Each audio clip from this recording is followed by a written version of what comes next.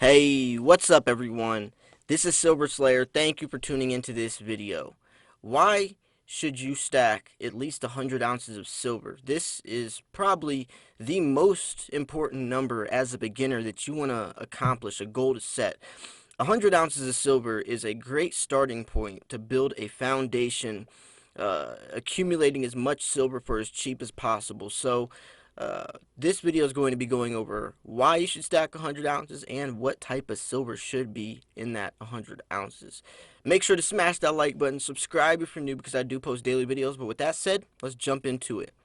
So, 100 ounces of silver is a great starting point for many different reasons. One, it's it's realistic, right? It's realistic. It's not 1,000 ounces or 5,000 ounces. It's something that you can accomplish and doesn't really have to take that long.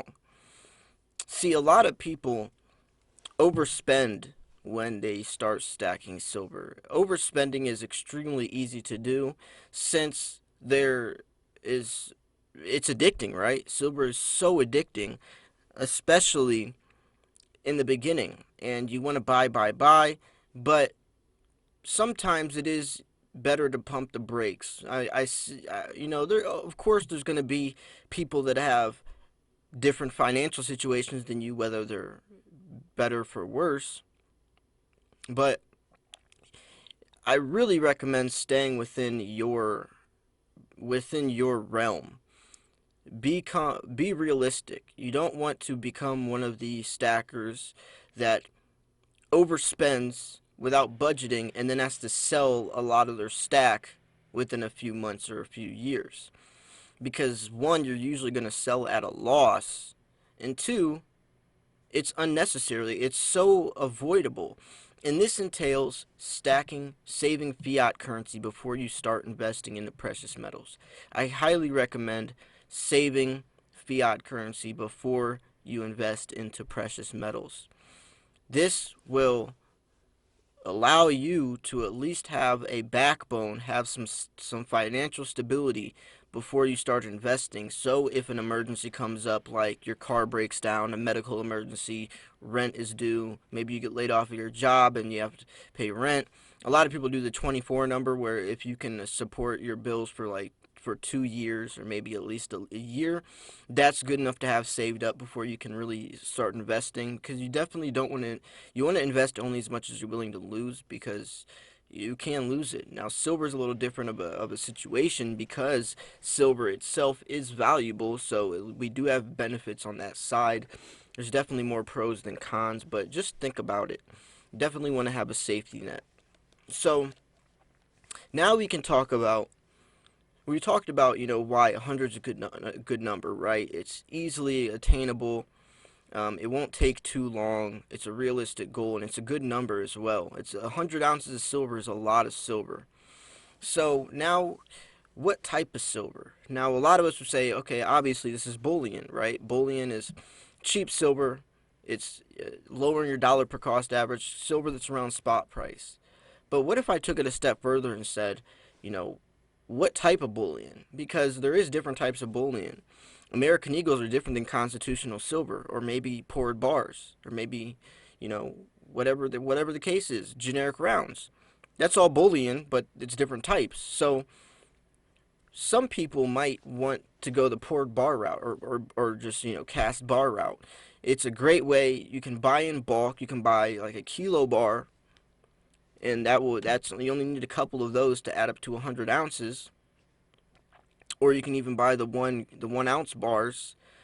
But there is benefits with buying in bulk, but there is some safety precautions and risks that come along with that as well that I'm about to explain. If you're going to be buying large bars, yes, it's cheaper because you're buying in bulk, so you don't have to pay the premium for a whole bunch of 1 ounce bars or coins.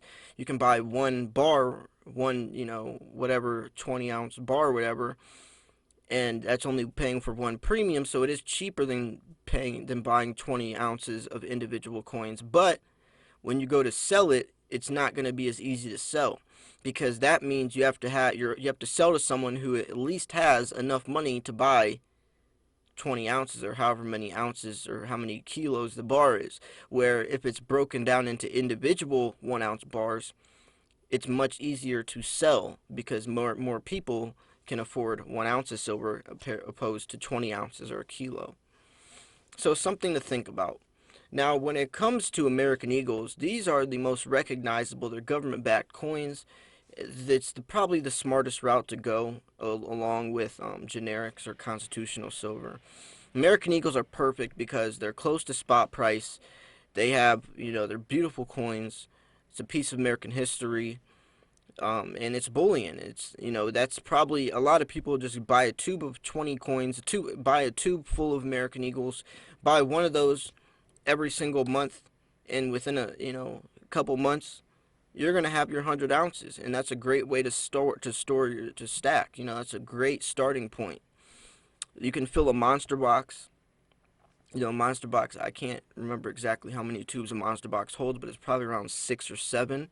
Might be 10 actually, but you can fill a monster box, throw it in your safe, and that is a lot of silver that can take you a lot of places, especially looking from the spot price point of view, or where silver's headed from its industrial point, from the shortages and how supply and demand works, right?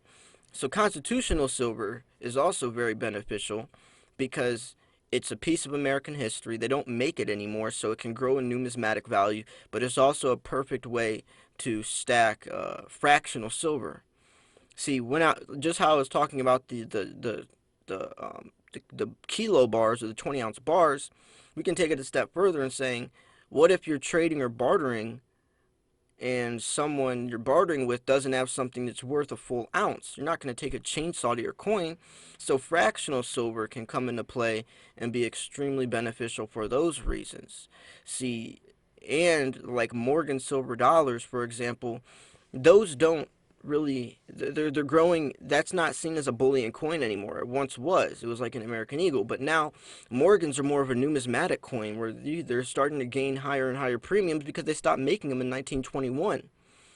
See, that's the same thing is going to be happening with constitutional silver. So not only do you have the benefits of the coins, the metal content inside of the constitutional silver, aka junk silver, but you also have the opportunity of the coins themselves appreciating in value. So that can be really beneficial. Apart from bullion, it's almost like having a bullion slash numismatic coin, or potential for numismatic growth on top of it.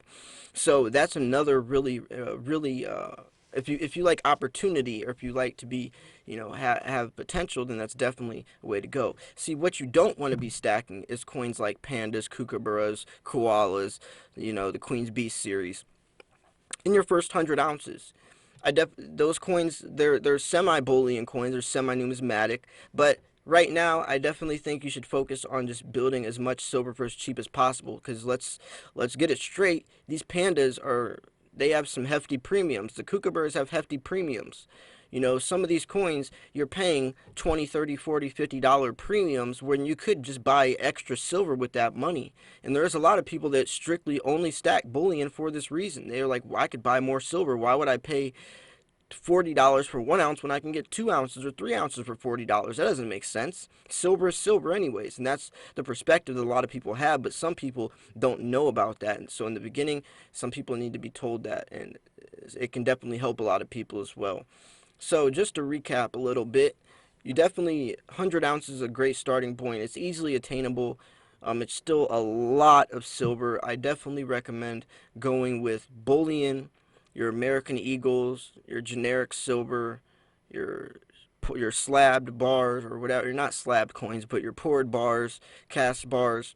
If you're going to be buying in bulk, remember that you can get it for cheaper, but it might be harder selling in return. And apart from that, on the other side of the coin, no pun intended, constitutional silver might be beneficial because it's a fractional way, especially if you are for trading or bartering. It can be extremely beneficial. They don't make it anymore. It's a piece of American history, and the coins themselves have time to appreciate over time as well. So it's a win-win situation on that front as well.